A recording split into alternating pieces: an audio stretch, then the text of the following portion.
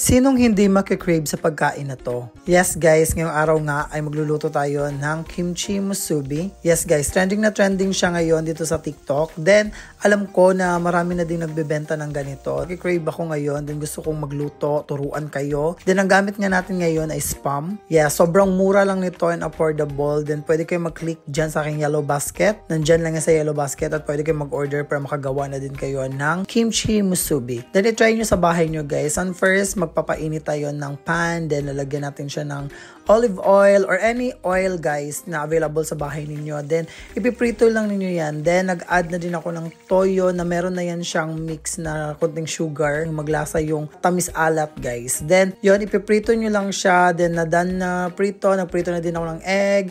Then, nag-fried na din ako nung rice guys with kimchi. Yung sabaw ng kimchi yun. Then, if-fried nyo lang siya. Ihalo nyo lang. Then, ito namang lagayan ng Spam. Pwede nyo siyang pang forma para molder ng ating gagawin na kimchi musubi. Yan guys. Ilalagay nyo lang siya. Pagpapatong-patong nyo lang. Kung gusto nyo din ng ganito, just click my yellow basket and mag-order na din kayo para lahat tayo makakagawa nitong kimchi musubi and sobrang sarap. 100% guys, legit. Sobrang sarap niya. Then, sobrang mura lang niya pag kayo ang gumawa sa bahay ninyo. Diyan, yan na yung finished product niyan. Sobrang sarap niyan guys. And alam ko, nakikrave na din kayo. Kaya dito ko na lang i-end ang video. Thank you guys. Bye!